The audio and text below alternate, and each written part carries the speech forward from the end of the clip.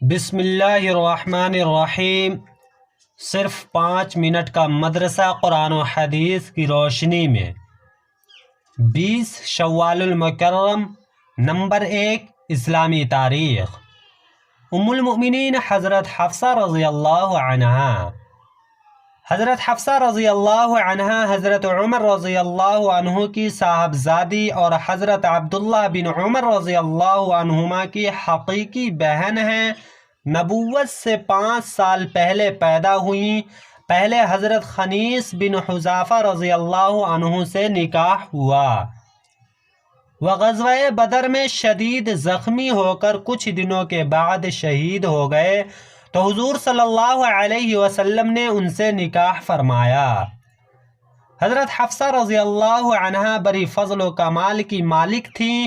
ان کے بارے میں ابن سعد نے لکھا ہے کہ وہ دن میں روزہ رکھتیں اور رات میں عبادت کرتی تھیں، اور آخر تک ان کا روزہ رکھنے کا عمل جاری رہا۔ اختلاف سے بڑی نفرت کرتی تھیں، دجال اور اس کے فتنے سے بہت ڈرتی تھیں۔ انہیں علم حدیث وقفہ میں بھی مہارت حاصل تھی۔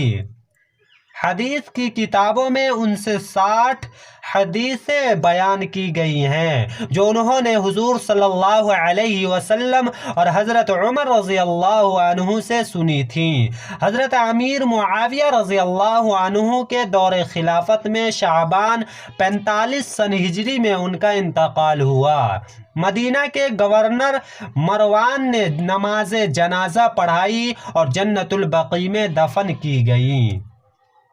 نمبر 2، حضور صلی اللہ علیہ وسلم کا معجزہ۔ حضور صلی اللہ علیہ وسلم کا معجزہ، چہرہ انور کی برکت سے سوئی مل گئی۔ حضرت عائشہ صدیقہ رضی اللہ عنہا بیان کرتی ہیں کہ میں آپ صلی اللہ علیہ وسلم کے کپڑے سی رہی تھی تو میرے ہاتھ سے سوئی گر گئی۔ بہت تلاش کی مگر نہ ملی۔ اتنے میں رسول اللہ صلی اللہ علیہ وسلم داخل ہوئے تو آپ صلی اللہ علیہ وسلم کے چہرہ انور کی روشنی سے سوئی نظر آ گئی۔ نمبر 3، ایک فرض کے بارے میں۔ نماز میں کوئی فرض چھوٹ جائے۔ اگر نماز میں کوئی فرض بھولے سے بھی چھوٹ جائے تو نماز فاسد ہو جائے گی۔ سجدہ سہو کرنے سے نماز صحیح نہ ہوگی بلکہ اس نماز کو دوبارہ ادا کرنا فرض ہے۔ نمبر 4، ایک سنت کے بارے میں۔ نماز کے بعد دعا مانگنا۔ رسول اللہ صلی اللہ علیہ وسلم نماز کے بعد یہ دعا پڑھتے تھے: اللہم انی اعوذ بک من الکفر والفقر وعذاب القبر۔ ترجمہ: اے اللہ، میں کفر، فقر و فاقہ اور قبر کے عذاب سے تیری پناہ چاہتا ہوں۔ نمبر 5، ایک اہم عمل کی فضیلت، بیت اللہ کا طواف کرنا۔ رسول اللہ صلی اللہ علیہ وسلم نے فرمایا: جس نے بیت اللہ کے 50 طواف کیے تو وہ اپنے گناہوں سے اس دن کی طرح پاک ہو جائے گا جس دن اس کی ماں نے اس کو جنا تھا۔ نمبر 6، ایک گناہ کے بارے میں۔ دو روخے پن پر وعید۔ اللہ کے رسول صلی اللہ علیہ وسلم نے فرمایا: دنیا میں جس کے 2 چہرے ہیں قیامت کے دن اس کی 2 زبان آگ کی ہوگی۔ فائدہ: دنیا میں 2 چہرے ہونے کا مطلب یہ ہے کہ کسی کے سامنے کچھ کہے اور دوسرے کے سامنے کچھ، تاکہ دونوں میں پھوٹ پڑ جائے۔ نمبر 7، دنیا کے بارے میں۔ دنیا ختم ہونے والی ہے۔ حضرت خالد بن عمیر عدوی رحمۃ اللہ علیہ فرماتے ہیں: ہمارے سامنے عبید بن غزوان رضی اللہ عنہ نے ایک خطبہ دیا۔ اس وقت وہ بصرہ کے گورنر تھے۔ انہوں نے اللہ تعالیٰ کی حمد و ثنا کے بعد فرمایا: دنیا قطع تعلق کا اعلان کر رہی اور تیزی کے ساتھ منہ موڑ کر بھاگ رہی ہے۔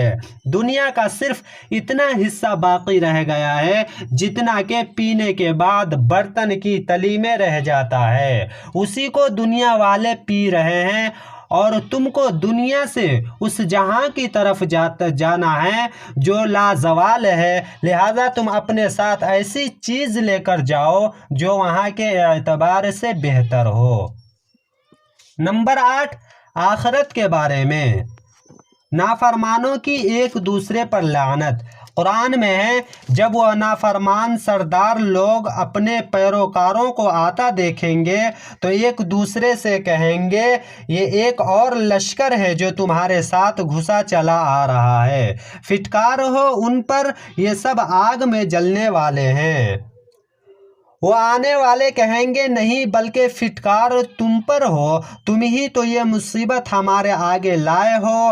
अब तो यही बदतरीन जगह है जिसमें रहना होगा। वह लोग जिन्होंने अपने बड़ों की बात मानकर कुफ्र किया होगा कहेंगे, ऐ हमारे परवरदिगार, जो शख्स भी ये मुसीबत हमारे आगे लाया है उसे दोज़ख में 2 गुना अज़ाब दीजिए। नंबर 9, तबे नबवी से इलाज।